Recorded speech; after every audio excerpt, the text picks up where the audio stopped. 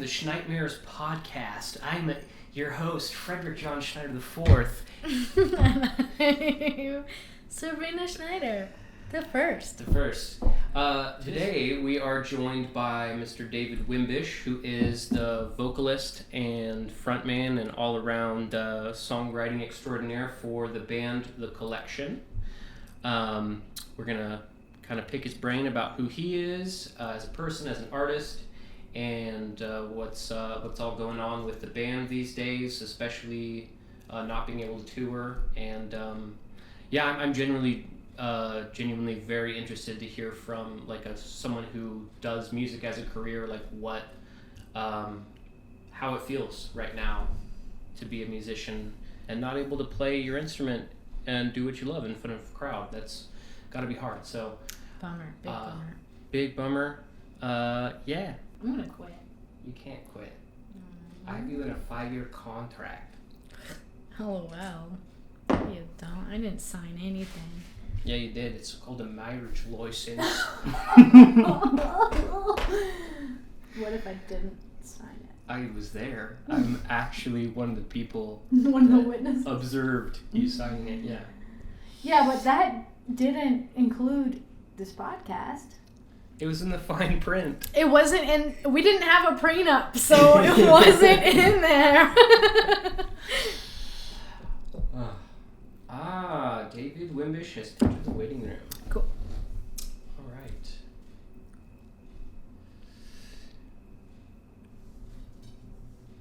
Let's see.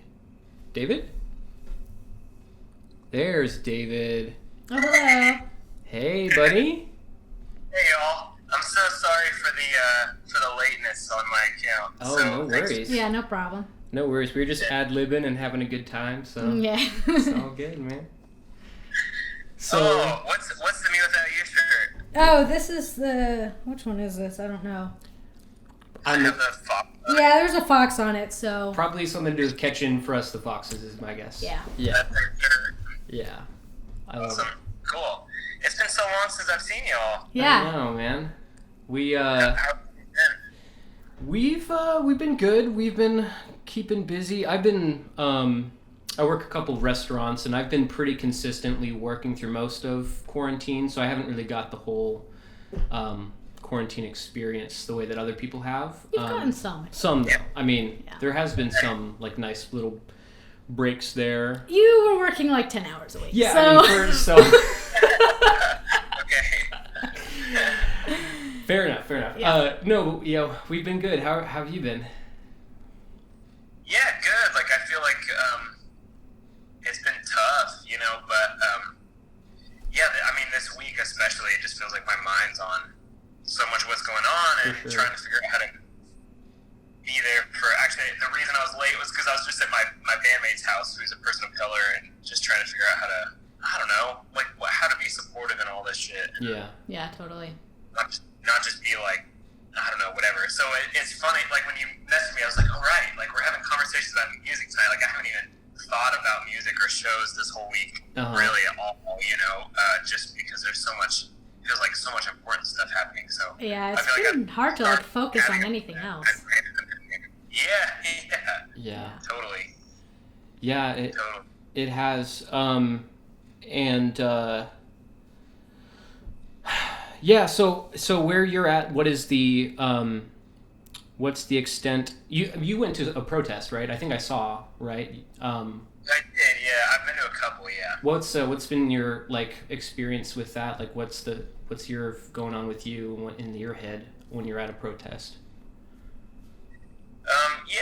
So I went to the one in Raleigh, North Carolina, which ended up being, from what I understand, one of the more violent ones in the country. Really? Okay. And that's definitely what I experienced. The protest itself was peaceful, but then at a certain point, cops came out and just started tear gassing people. It was weird because I was in the middle of the crowd, but I somehow was right at the point in the crowd where that started happening. Oh, yeah. And the cops were hiding behind fences and started shooting tear gas into people, and it got really nuts. So I got tear gassed, which was not very fun for a few days.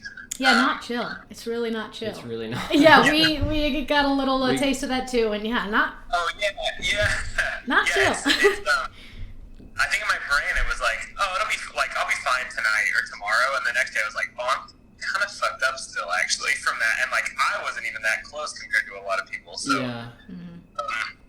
So it was weird. I went to it. So I used to live in Raleigh, so that's probably why I went there. It's the state capital, and I mean that was crazy to watch, and I think it's been shifting a lot of my views around things in terms of like, I don't know. It's been shifting a lot of my views and a lot of my education, trying to get I guess a wider education than just like MLK and like white passive voices, I guess.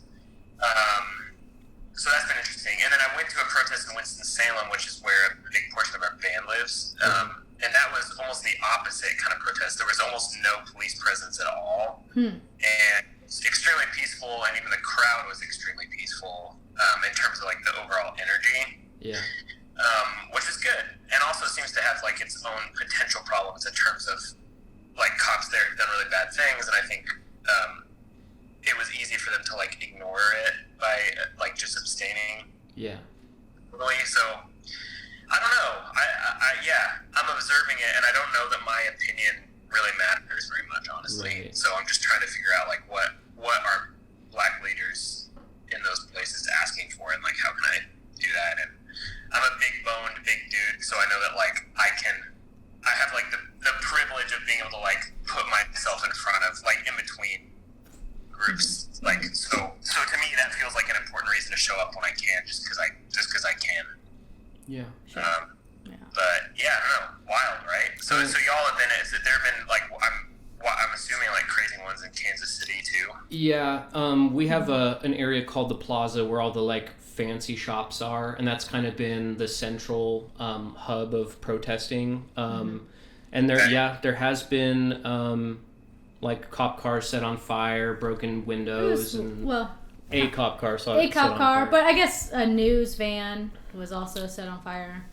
So yeah, when we were there, it was totally surreal.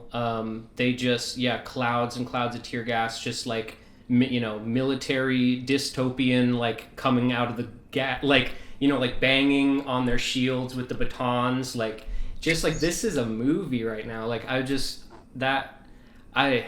mean when you smell tear gas, you know that it's going to affect you, and you're like, oh, it's already too late. I'm smelling it, and that was definitely unlike anything I've ever experienced before. It was crazy. Yeah. Just crazy. Well, I'm glad y'all were able to be there, and hopefully, I know for myself, like it's been such a big experience, and like realizing like how little patience I have for a lot of this, and like in terms of like people that aren't like trying to figure out how they can move forward, and then that makes me realize like how much I have to learn, like how passive I've been for so much of my life, and also like how much people of color have been putting up with this shit for their whole lives. Totally. And I'm like tired of it after like 4 or 5 days. Like I'm tired of everything. I think that's like complaining or like trying to be like helpful. Like now I'm just like I'm done. Screw everybody. Like that kind of stuff. And so it's been a really good education on like how far behind I've been. Even when I thought like I like everybody. Like it's fine. It's like oh god. Like actually, there's so much work to do. Yeah. Me too. Yeah. So I'm gonna do that. Yeah, I've always thought like, well, I'm not racist, so, I'm not responsible for the other people who are racist, but yeah, it's about being like anti-racist is what I'm seeing now. And I mean, I have Black family members, and I like grew up in a pretty diverse community, went to probably a predominantly Black high school, and so I've always thought like, oh, well, like I'm not racist, and, like I have Black friends, blah, blah, so I'm not responsible for racist whites, and not realizing that I could still do more, So for a long time, I was just like, I don't know what to do. Like, what can I do? But yeah, I think there's just like a lot of learning that all of us have to do. Yeah. As far as making a change. For sure. Yeah, I resonate with that stuff for sure. So. Yeah. Let's see. I grew up in a small town called Waxhaw, North Carolina, which is south of Charlotte, about 45 minutes. There was a little missionary base there for Wycliffe Bible translators, and my parents worked for Wycliffe for like 30 years. So Gotcha. They worked overseas, and then when I was born, they ended up moving back and being a part of that community. So I grew up in this like kind of missionary community between Texas and then North Carolina, and I don't know, I guess had a relatively good, very evangelical childhood. Yeah. And my dad worked for Wycliffe. My mom eventually changed from Wycliffe and became the worship pastor at a church. So then like I got very involved in like church music, and we lived like out in the country on several acres surrounded by woods, and I probably could go like 5 or 10 miles from my house whenever I wanted on bikes with friends and go ride back on trails and get into a lot of trouble. Like I had a lot of freedom in terms of spatial freedom, not as much in terms of like getting in trouble or like maybe like mental belief freedom or something. But, right. So I was there until I graduated high school, and then I went to college at North Carolina Central University, which is a historically black university.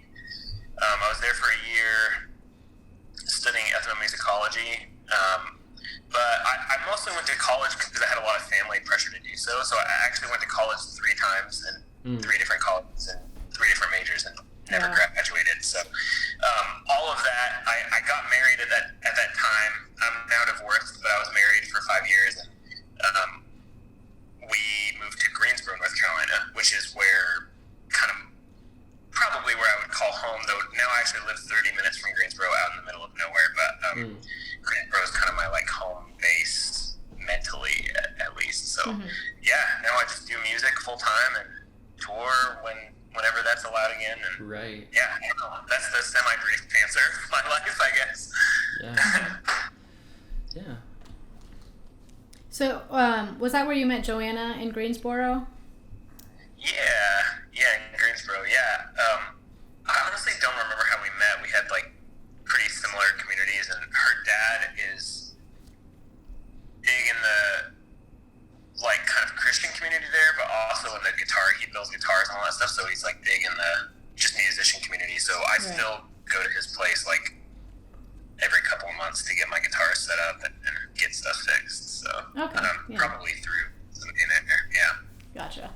Yeah, for anyone listening, Joanna is a friend of mine who I guess originally connected us with you. I think that's how it happened. I mean, she was like, "Oh, there's this cool band that I was in." Yeah, she texted me and she's like, "Can you host a house show?" And I'm like, "Oh yeah, okay, sure."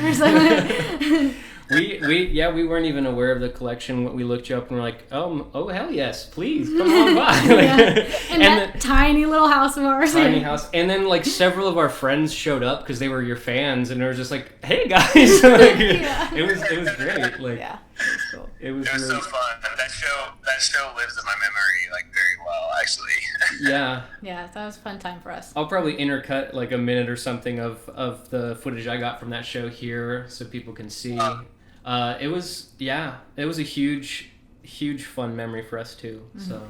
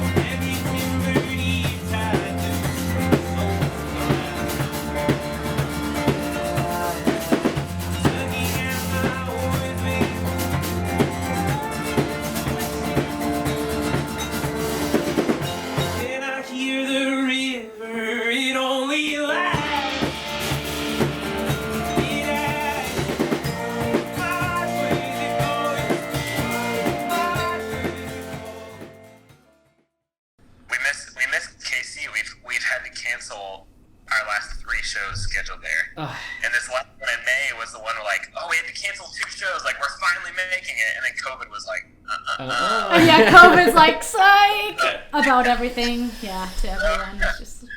I feel bad. It's like, for some reason, Kansas City and Grand Rapids, Michigan are the 2 places that we've had to cancel 3 times in a row. And so I think nobody's going to believe us ever again. And we're coming back. I mean, you couldn't help it this last one, though. Like, with the virus, you couldn't help it. Well, hopefully you can come back at some point. Yeah, definitely. And so for anyone who doesn't know that's watching this, could you tell us a little bit about your band and like what your band's about and what this sounds like, and maybe a little history of the band as well? Yeah. So the band's called The Collection, and there's 7 of us, and I don't know how I would describe the music, like folk pop with a bunch of orchestral instruments, I guess. And yeah, the band started in Greensboro as a collective, and there were, I think last time we were on tour, I counted up how many people have at one time been a part of the band, and it was like 42 or something like that. So it's a lot of people that were in and out, especially in the early years. So we would play shows with like 15 or 18 people. We'd go on tour. It was a lot. It was like way too much. But it was also great. I mean, it just felt like a lot of us lived on the same corner, like in the same houses. There were like probably 10 of us that lived like right next door. Wow. And so we did a lot of other stuff, like weekly dinners and like just kind of community things. So the band just felt like a little part of the community that we were doing. And then in 2014, 2015, we decided to start trying to like really tour.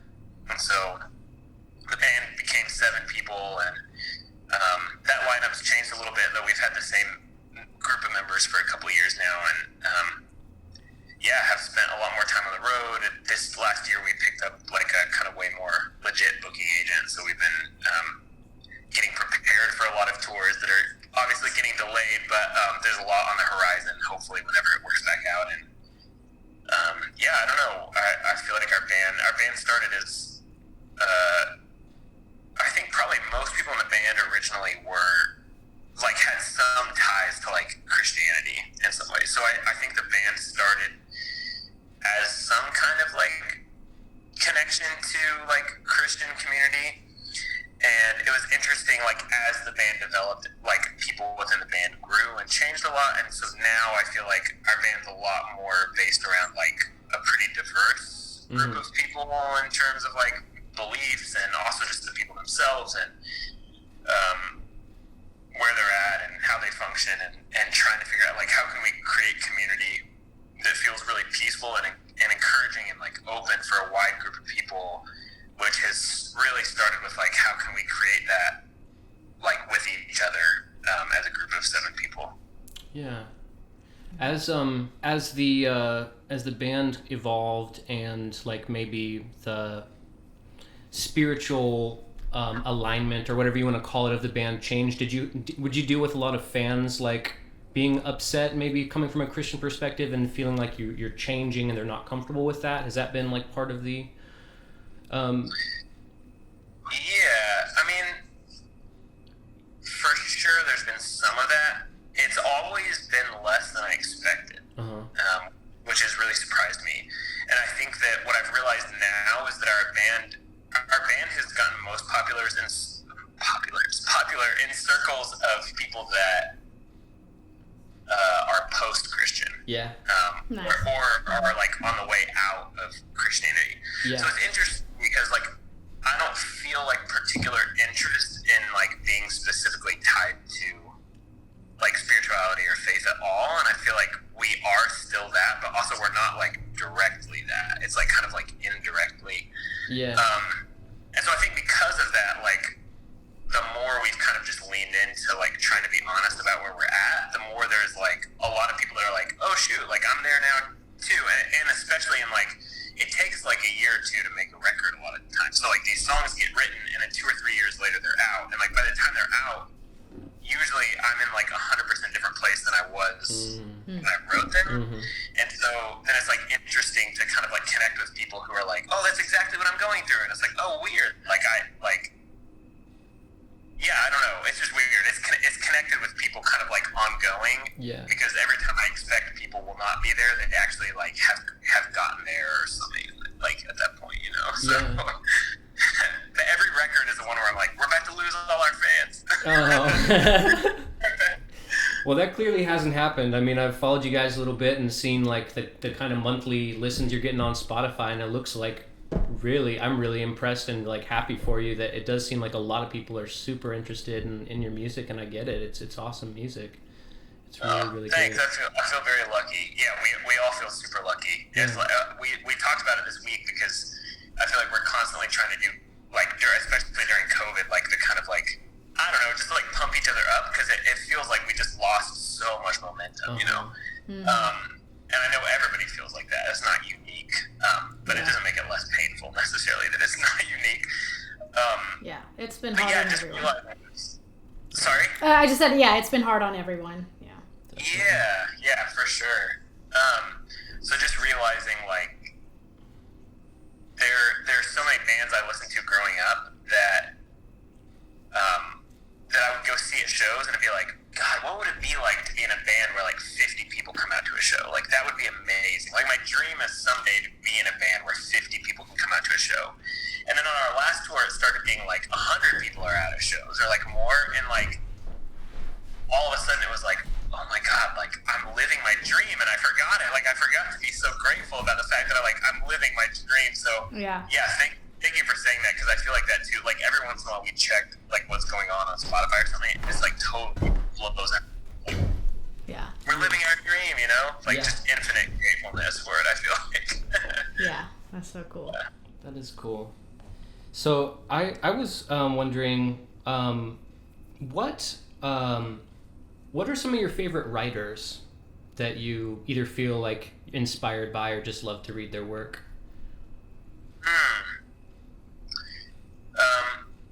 I definitely feel like I've been inspired by a lot of poetry. I think specifically like a lot of Sufi poets. Mm-hmm. You know, the obvious ones being like Rumi, which really is kind of like Rumi as translated by Coleman Barks, which is not like totally Rumi. It's like a Southern Georgia guy, but still, their accidental 1,000-year collaboration has been really inspiring to me. And Hafiz, Mary Oliver, I think a lot of those folks are really inspiring. And then, I don't know, like I feel like especially lately, like in the last couple of years, I've been really inspired by like Steinbeck and God, why can't I think of the guy's name? Who wrote Anna Karenina? It's like blowing my mind that I can't think of what his name is. Tolstoy. Mm-hmm. Just I guess like writers who have spent a lot of time, even in writing fiction, like trying to understand like humanity and like people's motives and people's drives, and I think it takes like an enormous amount of like self-understanding and self-reflection to write books like that. And so I've been trying to think about that in like writing music, like that if I can work to understand myself and people around me a lot more, that maybe it will translate into songs a little bit or something. So I don't know. Yeah, those are a few. I love reading books a ton, so I could probably go on for way too long, but those are a few that specifically have been inspiring for sure. So with Rumi, what was the chain of events that led you to Rumi? I'm just curious about that. Like, what led you there? Yeah, gosh, it's like totally wild to me, honestly. So I had hit a point, like I remember this point where I was like, oh, I no longer believe in my beliefs, like my Christian beliefs. I remember that it hit me like I was driving in a car and like all this stuff had happened and I was praying out loud in the car and I just stopped halfway through and I was like, I'm talking to myself. Like I'm not praying to anybody. Like what is this? Yeah. And so I just stopped and like never prayed again. Like it was like totally this like kind of drastic moment. And in that I was dealing with the suicide of a friend stuff, and it was very, very heavy. And like losing my faith meant that I lost a lot of my community.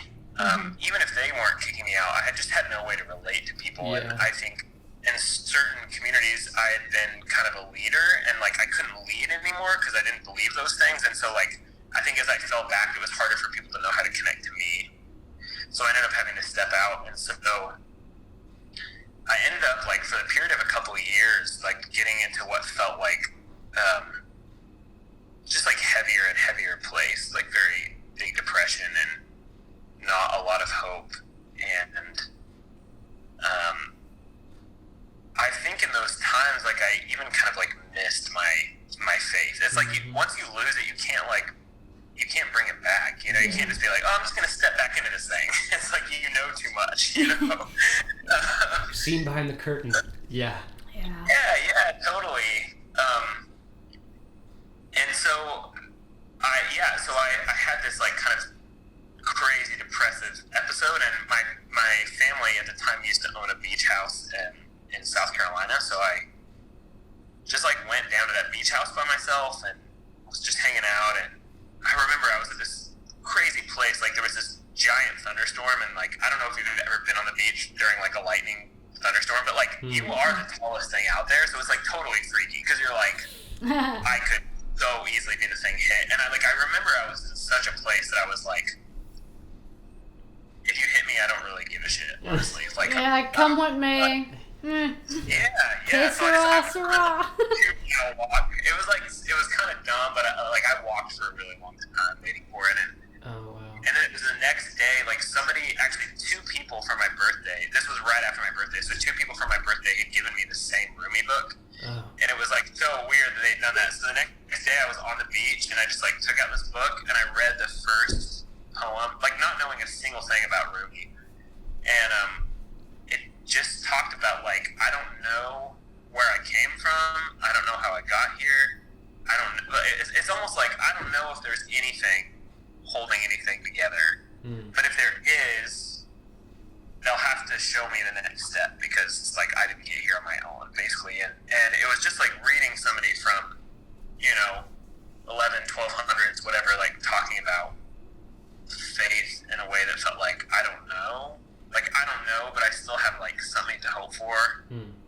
Like totally gave me, I think, kind of the hope that I needed in that moment. And like I dove fully into like Rumi and Sufism and all this kind of stuff. So it's weird. It's kind of continued this like long-term interest in spirituality, despite the fact that I'm like almost definitely an atheist. But like spirituality itself has like affected my life so drastically that Rumi was kind of the first steps, and especially because Rumi was so like accepting and inviting of other religions, and Sufism was one of the first of the Abrahamic religions that was accepting of all the other religions. So I don't know. Anyway, that's a long story for maybe a short thing, but that was my journey into Rumi for sure. Got it. Nice. Awesome. Are y'all into Rumi? To be honest, I'm like more and more inclined to check it out. I have a lot of friends who have like recommended Rumi to me, and I haven't taken the step to really like dive in. So yeah, same. I haven't really read much. Yeah. I'm going to. Yeah. Yeah. What's a good starting point? Is there like is there just like a specific book I should get, or? The one that I have is called The Essential Rumi, and again, it's by Coleman Barks, and there's a lot of kind of like argument as to its like validity in terms of like he doesn't speak the original language, and so he's kind of translating through other things, and like there's a lot of argument that he's kind of taking out the Sufism from Rumi stuff and making it like more universalist. Okay. But it's not any less effective because of that to me. And he was actually, like Rumi was a Sufi, and Coleman Barks kind of got his commission to translate Rumi through Baba Muhyiddin, who was had his own Sufi congregation in Philadelphia, which is who Aaron Weiss, For Me Without You, that's his congregation. It's the Baba Muhyiddin Gotcha. Fellowship. And so and quite a few other people. So there's a lot that Bawa kind of like inspired, which is how we got the roomie we have today. But I would say the essential roomie is that's where I started, and it was very effective. So, honestly, I would point to, I went to Cornerstone 2010. Okay. Dang, that was I know, that was forever ago. And Me Without You was headlining, was one of the headliners, and I think he ended with, is it called Allah Allah? Like he sings, yeah. So I think he ended with that song, and he was scheduled to have like a keynote speech session or whatever, and I was going to go to that. Big fan of Me Without You at this time, and I mean still am, and they wouldn't let him speak.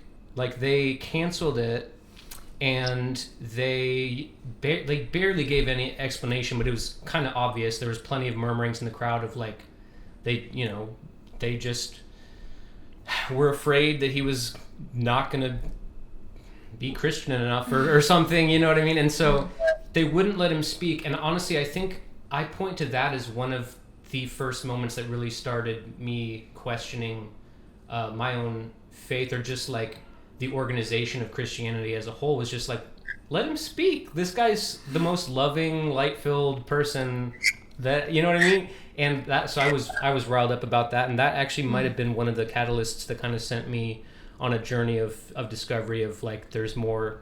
I didn't even realize that. Yeah, I don't know if that kind of talked about that. That actually just kind of came to me just now. Is like, yeah, I was like 16, 17, and that's kind of when things started to change for me, and that was probably one of the first like inceptions of just like an kind of an anger against like the censorship and whatever of some Christian organizations. So yeah, that's so interesting to me, especially because like my journey with Me Without You and Aaron has been like realizing that like the Sufi stuff has been in there since the beginning. Yeah. But like it's been an interesting process, and watching like how Christians co-opt certain things. So like the Christian stuff has also been present since the beginning, but like Sufism is very accepting of Christianity, and like those things like intertwine. And yeah, so it's been an interesting watch to see, like, to kind of like slowly realize like, oh, this stuff has been in the background the whole time. yeah. So if you start reading Rumi, you're going to start being like, oh, most Aaron Weiss lyrics are like word for word Rumi. Like, tie me up untie-me, and in a sweater poorly knit, and in a market dimly lit. Like half of the lyrics of those songs are like literally word for word Rumi poems. Gotcha. Wow, that's cool. So, That'll be interesting to put those pieces together after we like start reading Rumi. Yeah. We'll have to get into that. Yeah. I'm gonna check. Gotcha. that's good. I'm glad you're checking, because I did an interview for a podcast. It was a Zoom thing not that long ago, and it stopped recording after like 45 minutes, and nobody realized it. And then no. we had to like get back on together and like tape just the end of the podcast, and it was like super weird. Oh, trying to remember what was said. And trying to recreate it. That's rough. That's awkward. I mean, hopefully someday I can get some cameras that don't have to be checked on so often. Right. But, well, so they just like automatically stop after 10 minutes, right? well, it's like 10 to 14 minutes. The file fills up and you have to start a new take. It's DSLR stuff, you know. Yeah. But well, I don't know. Cameras. anyway, yeah. Anyway. So.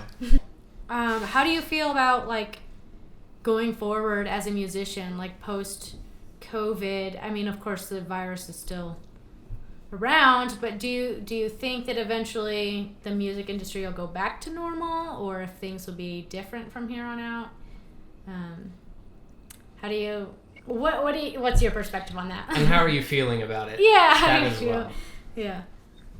Yeah, I mean, I feel like to some degree it's all conjecture at the moment. I do know from talking with our booking agent that a lot of the major agencies have laid off a lot of people. And there's kind of the threat that, like, if stuff doesn't change soon, a lot of those agencies might not be around anymore. And a lot of venues that I love and that we've played have started to close permanently.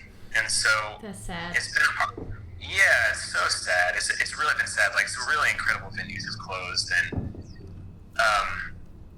So I think, like, I have some fear around, like, you know, we're not the biggest band in the world, and there's lots of bands that are also touring full time, and like, if there's less advocates and booking agents and less venues, it's just going to be a lot harder to get tours booked or to get shows booked, and so I do have fears around, like, how long will it be till we're back at this thing full time? Like, will it be 6 months? Will it be a year and a half? Will it be 5 years? Like, who even knows? And how do you sustain that energy? I mean, for me, it's like, I know that I'm never going to stop playing music. It's just, like, the only thing that I care very much about. But, you know, I have 6 people that I'm trying to figure out how to support also. And that's a lot of financial navigation and all that kind of stuff. So, I don't know. I do know we have some shows that are coming together for the spring, and so the hope is that those will work out and we'll be just kind of in it. And I feel really lucky that we have an incredible booking agent who has been a part of one of the bigger booking agencies. But I don't know how soon it's going to be normal, and, like, will people be wearing masks? Will they have to stand apart? Like, I don't know. It's really weird to think about, and it's taken a lot of, like, honestly, the first couple months of COVID stuff was some of the more depressed I've been in a long time, because I think it felt like I was witnessing the end of my career, like, in front of my eyes, and have just been working towards this for so long. And this year we had a lot of stuff coming together that was very promising. So then just to, like, cancel that and be like, this was going to be our biggest year, and we just had to cancel everything. It was really tough. But I think it's also just made me be like, well, what do I love about this? Like, what matters to me? And kind of, like, get back to basics. And there's I don't know why I can't think of his name all of a sudden, but Rilke, I don't know if you know that poet either, but one of his famous pieces is called Letters to a Young Poet, and he was becoming a really famous poet, and he had a younger poet that was writing him letters, like, kind of asking about the poetry industry and, like, how to get published and how to get critics to like you. And so Rilke's essays back have become very popular for people, like, just struggling with inspiration and things like that, because they really deal with, like, what is important to you. And he says in one of those, basically, like, it's almost like the sentiment of, like, nobody should be half-assing this job. Like, there's no space for that. So he's like, you should peer inside yourself and ask yourself that if somebody forced you to not do poetry, would you still want to go on living? And if the answer is yes, then give it up and get out of here and make room for the people who the answer is no for. Wow. He ain't playing around. Yeah. So I feel like this time has been a little bit of that for me, like, looking at music and playing music and writing music and feeling like, yeah, that's actually true for me. Like, I have so much of my, like, just love and, like, zest for life tied into, like, writing and playing music, and it's so hard for me to imagine a life where that doesn't exist. So even when I feel really bummed or depressed about the future or, like, unsure, it's like, well, the alternative of just, like, giving up and doing something else is impossible. So at least I'm just gonna, like, stick with it and keep going as much as I can for now. Do you think there's a chance that a platform similar to Patreon could be useful for, like bands, like touring bands, like the Collection, or like that level of like, because to me it's like there's YouTubers and whatever who make, you know, a couple hundred to couple $1,000 per video they put out, and if you guys were able to, like, put out, like, content and have fans that subscribe to it, like, would that be something that you could possibly look into? Possibly. It definitely has been a conversation. I think with having 7 people in a band, the amount of money that we need to survive is, like, in the several hundreds of thousands of dollars a year, and like, raising that much money via a platform like that feels difficult, though not impossible, but it does feel difficult. And most people we've seen succeed very well on Patreon, it's become, like, a full-time social media platform. Like, it's almost like they're doing all this other stuff and they're, like, creating content constantly. And I think for us, especially because our band lives 5.5 hours apart from each other, like, we're pretty spread across the state, it's very hard to create content like, at all. And so it takes a lot of work just to like create the record, do the social media posts. And so I think right now the thought of introducing another thing that's like that intensive, in hopes that it raises like a 16th of what we need or something like that feels really, really tough, honestly. Gotcha. But it's not out of the picture, and I do think like if the culture around music stays changed for a while, like those things become more viable because people don't want to see the bands they like just stop, you know. And I've seen several bands that to me are like really big bands, like Manchester Orchestra, that have started Patreons. Yeah. Because that's what they need to survive. So it feels like it's becoming more public consciousness. So I'm open to the idea, but I haven't quite gotten there yet. Yeah. Or even if you just did like some shows over the internet on a platform that allowed some like tipping or whatever, because I'd throw $5 your way, you know what I mean? Like I would send or 10 or 15, like whatever would be a ticket, and that I would feel be like cool if there was like a tipping thing. Yeah, I mean there's plenty of options for that. So. I mean even just like on Spotify, what if they had like a tipping thing on Spotify? Oh, that's a good idea too. I don't know, Spotify like, should consider that. That would just be cool. Like there's just like I feel like it's a wild west right now. Yeah, somebody's got to come up with some smart ideas, because we definitely want to see all these bands thrive. So yeah. I'm waiting to see what happens, and you're right. I think there's a good space for some new things, and I think the other thing that's giving me hope is just like because I've played a few digital concerts during this time, and I've like watched a bunch, and like there's just nothing that compares to an in-person show, at all. Like nothing that even comes close, and so like I do have hope in that like the world isn't going to turn digital completely in that way, because I think people are like dying to like actually be in a crowd and like drink some music and sweaty, you know what I mean? But it might be a while, but I know there's nothing like a live show. Just the energy, like when you're all in there together.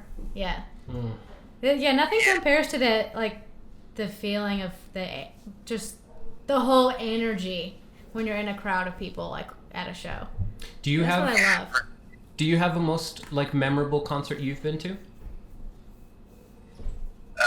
That's a good question. Wow.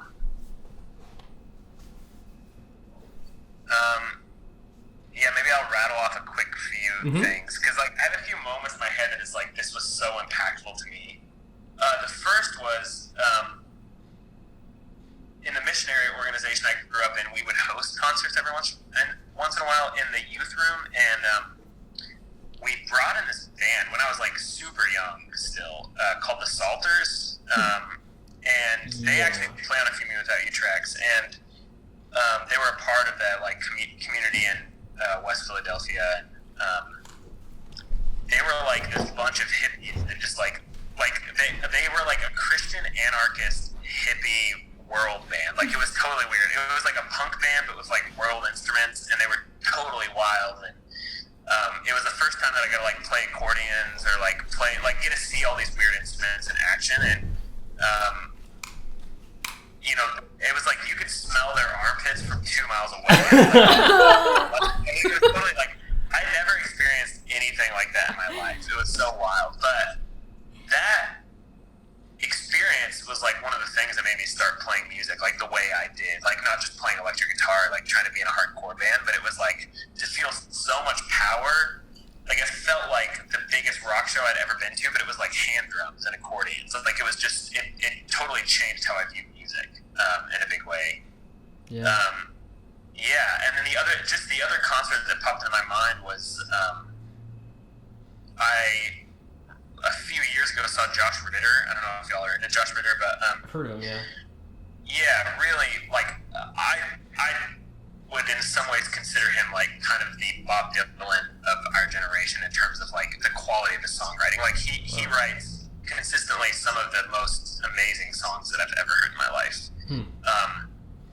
And I saw him at this great venue in Chapel Hill at Cat's Cradle, and he just played the song, and like his best songs are story songs. They're like kind of about other people or like other experiences, and they're always like so clever. And he has this one song where this person's like slowly his mind is unraveling. So he starts out like really normal, but then like stuff starts happening and he's like going crazy and he can't stop it, and like it's like so he ends up in like a mental institution at the end of the song.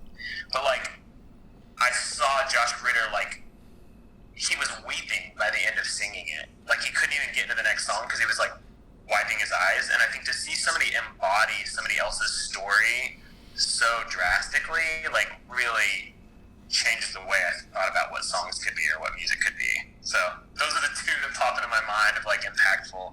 But I'm sure there's plenty. I mean, even seeing the Newsboys when I was 12 was, like, impactful, you know what I mean? Uh-huh. Yeah. Yeah, my like 12-year-old Christian concert was Skillet back in, like, they had like a fishnet era and like neon hair and, you know, kind of just like trying to be, I guess, like Christian 9 Inch Nails or something at that point, and I was so into it. Yeah. Totally. I mean, some of those bands actually did some cool stuff. Yeah. You know, I definitely saw the Newsboys do some cool shit, and I saw Mute Math when I was like probably 16, and that show totally also changed music for me because it was like they were doing handstands on the keyboard and jumping into the crowd, and like, I don't know, it was just stuff that I was like, people do this? Like, I thought bands were boring and trying to get people to raise their hand. Like, it's totally wild. So I feel that for sure. That's cool. What's oh hey yeah, how did you meet Elsa and Baron?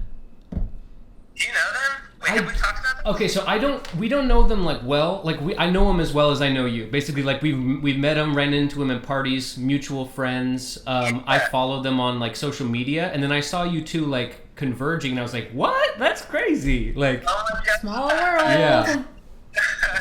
Yeah. That's so cool. Yeah. So my partner and I lived in a van for a year. Yeah. And like a camper van, and we traveled all around like Colorado and Arizona, New Mexico, and all these places. And so we had been camping in Arizona. We were like down near Sedona, and we had been there for several weeks at least, and we didn't know what we were doing. We had like not watched any videos. Like, we were like really like kind of struggling a bit, and we'd gone through some intense stuff in our relationship. So we were just like, we were struggling, and we're like, we just put all our money into like living in this van. Yeah. And like put all our stuff in storage and moved. Like, it felt really wild. And we camped at this one like free campsite for, I don't know, a couple weeks. And we were like, we just need to change the scenery. So we decided to move to this other campsite, and it was super sketchy going into it. Like, the road was messed up, and we were getting there at night, so like you couldn't see anything. And like finally we just pulled off to this like one little camp area. We were going to bed. We were so stressed out, and we were like, I don't even know if there's anybody to pray to, but if there is, my prayer is that we can make some friends. Like, we just need to meet some people. It's been so long. We need to make some friends. And the next day, I was out working on my bike, and our next door neighbor was Baron. Wow. And he like came over and was like, dude, nice bike. And he ended up like working on it with me and talking, and we camped with him for a bit, and we immediately just like clicked with both of them. And then for the next like 2 months, the two groups of us would just camp in the same places. We traveled like all over the state together and just camped together and got to be good friends. And I don't know, it felt like they came to us just like in the time of need. Like, it was totally unexpected and like beautiful. So yeah, they've stayed like very close to us. We keep in touch, and like they were just sending us like birthday cards and stuff like a couple weeks ago. So yeah, it's awesome. That's so cool. You know them.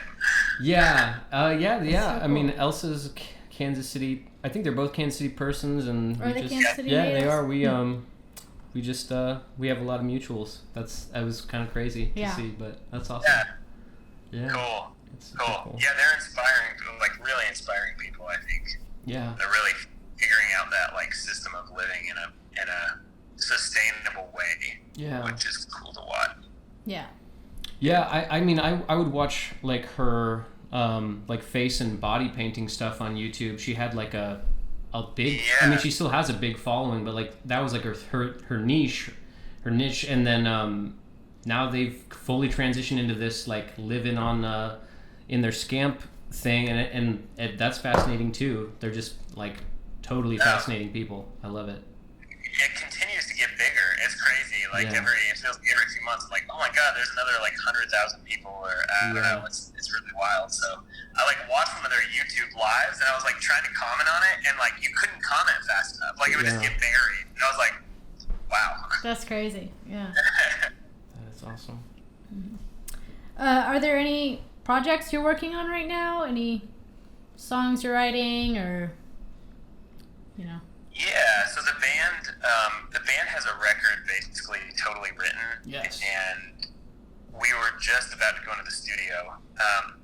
But some of our personal situations have made us feel not totally safe right now being in close proximity to each other. So we haven't been able to record yet. But it put me in a weird place as like, this is a time to be writing music, but I don't need to because I actually have 2 collection records written. Like I have a full record and a full record of B-sides written. Like I don't need to write any new material here. So so I've been working really hard on this solo record, which is why I'm in this church studio space right now that I'm like temporarily renting, just to work on some of my own music, which is not a thing I thought I would ever pursue, but it's kind of given me like a little outlet for doing something, I guess. Yeah, so I don't know. I have a new single with that coming out June 12th. Cool. Which is, I think a week from tomorrow or something, maybe. Yeah, I cannot believe it's already June. Anyway, I was like, what the heck? And then I have, at some point I'll put out the other, it's going to be 9 songs total, so I've been working on mixing that the last few weeks. Cool. Mm-hmm. Very sweet. Well, we will Yeah. be waiting for that. Excited to hear. Yeah. Definitely. Oh, thanks. What else you got? Yeah, what else we got? Those are the like questions we had written down, but I'm wondering if there's anything else like on your heart that you want to talk about, or anything you'd like to share.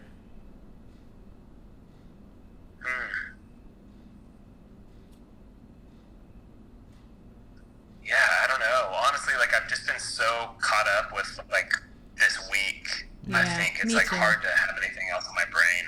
I know. I feel responsibility, I guess, in the stuff this week to like not be somebody talking very much and like sharing my opinion or right. whatever, and trying just to like listen more and like amplify more important, often less heard voices. So yeah, I don't know. It's like I don't have anything pressing necessarily, I guess, is my thing, except like I hope that we can get better at amplifying Black voices and changing the world for a more like equitable country. Me too. Yeah. Me too. Yeah, at first I was like, oh yeah, I'll ask David about his perspective on all this unrest and discrimination and violence and all that, and then I was like, oh, I should probably save that for the person of color friend that we're going to talk to in a few days instead, because like that's really the voice that we need to be listening to. So but I mean, anyone who has something important to share, might as well say something. But yeah definitely want to give a voice to those who don't really have as much of a voice. But definitely this week it's been crazy, and just thinking like, gosh, this is so exhausting, and what a week this has been, and thinking like, oh, from a different perspective, they're always going to be this exhausted, or you're always going to be worn out by all the racial stuff going on. So Totally.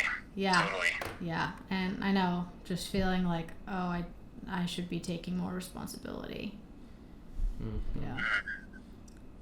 Especially, I feel like with our white friends that don't understand, like, I've gotten so exhausted to the point that I want to just be like, screw y'all and unfriend everybody and blah blah. And I've had a lot of encouragement from my Black friends and people. Yeah, I don't know, just that, like, don't unfriend people. Like, don't unless it's like extremely harmful to your mental health. Like, people need to change, and that has been something that's been so encouraging for me this week. Is some of my most conservative friends have been a part of like apologizing and like sharing this stuff and being like, I've been wrong, like let's figure out change. And so that's cool to see. Happening. Yeah, and like hopefully, like to me that's the only thing I can speak to is like, I hope that us other white people can figure out how to have Yeah. Carrying the burden of that conversation, because it is like actually ours to carry. Yeah,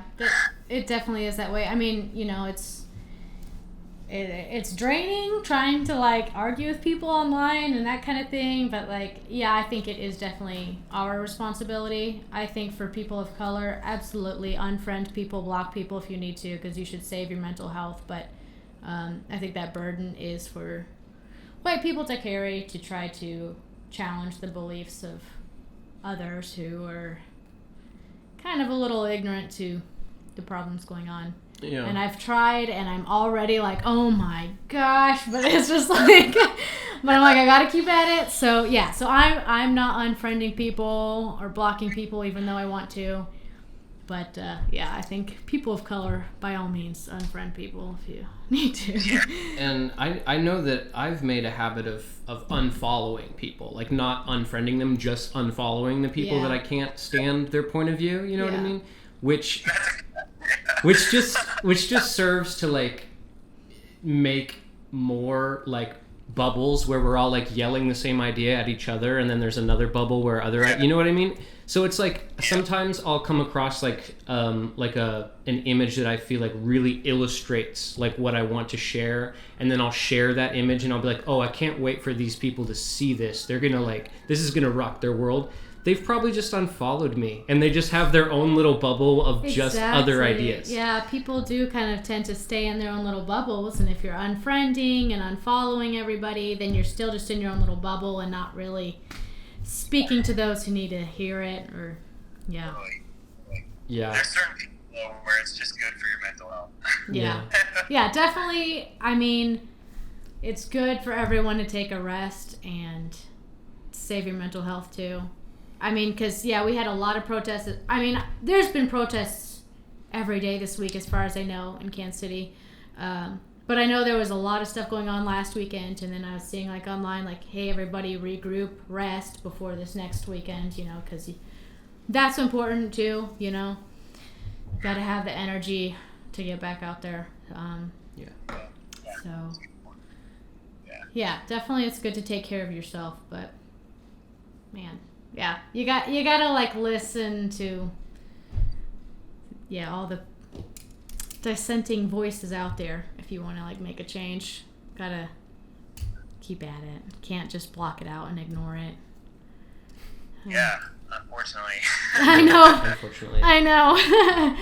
But yeah, it's like, I haven't had to deal with it all my life, so it's like, for people who have had to address and deal with racism their whole lives, it's like, they haven't always been able to block out and ignore it, so it's not fair if we just pretend this isn't happening, so.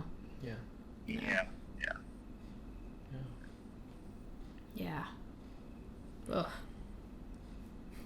Well, on that note. Thanks for talking. I feel like, I know I've probably said this to y'all before, but I always feel so inspired by how y'all treat each other. Aw. Thanks, man. Yeah, we try to treat each other pretty good. it comes across, honestly, and yeah, it's like an inspiration to me, like in relationship and all that kind of stuff. So thanks for treating each other well, at least publicly. No. I mean, there's always shit, you know what I mean? But thanks, for a lot of people, there's always shit and nothing else. So it's like nice. Yeah, definitely. I mean, I definitely think, or I don't know, having like a healthy relationship. I mean, no relationship's perfect, but like having a healthy relationship and like a honest one is really important to me. So. Yeah, and, I'm not like any kind of expert, but if I can help anyone else in their relationship, I'm always glad to do that. I don't know. But, yeah, so, anyway, we try to be good to each other. We are. He's a good one, so, yeah.